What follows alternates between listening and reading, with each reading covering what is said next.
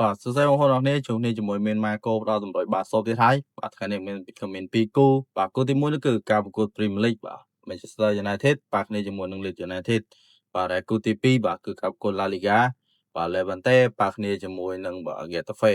តោះបងប្អូនកុំភ្លេចចូលរួមទូទីលេងជាមួយមានអ្នកគ្នាថា2គូនេះបាទគូណាយកឈ្នះគូណាហើយនឹងស៊ីគ្នាប្រមាណគ្រាប់បាទកុំភ្លេចទីលេងនៅក្រោមវីដេអូនេះទាំងអស់គ្នាហើយប្រក្រុមពីរនេះបងប្អូនឆ្លាញ់តាមមែនគូទី1បាទ Manchester United ប៉ះគ្នាជាមួយនឹង Leeds United ដែលមានសុំណែនាំបងប្អូនលេងទៅខាងបាទ Manchester United ผมមានជឿជាក់ថាបាទ Manchester United អាចនឹងស៊ីហើយមានក៏ហ៊ានទីសកលថាគូនេះអាចនឹង over ផងដែរថាមិនត្រូវអាចនឹង2-1បាទឬមួយក៏3-2ហើយមានជឿជាក់ថាបាទគឺក្រុម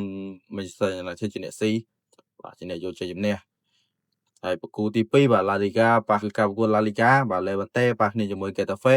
ហើយមានក៏សុំណែនាំបងប្អូនលេងទៅខាង under ផងដែរហើយយប់នេះមានជឿជាក់ថាបាទ Getafe ច្បាស់ជាស៊ី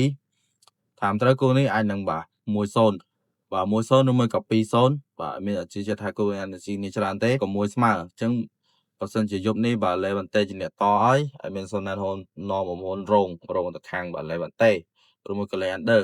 ហើយមានជឿជាក់ថាគូនេះមិនអាចស៊ីគ្នាច្រើនទេតាមត្រូវអាចនឹងមួយស្មើឬមួយក៏បាទ1-0អញ្ចឹងមានតែ2គូនេះទេបាទគឺជាតម្រុយបាល់សោបគូនេះទេបងប្អូនឆ្លាញ់ការវិនិយោគបាល់ហើយមានជឿជាក់ថាតម្រុយបាល់2គូនេះគឺជាតម្រុយល្អតែបងប្អូនចង់បានតម្រុយថែមទៀតបងប្អូនក៏ចុច link នៅក្រោម profile ឬចូលក្នុងផ្ទះរបស់មានតម្លាក់គូបាល់ថ្មីៗរៀងរាល់ថ្ងៃហើយសុទ្ធតែ100សព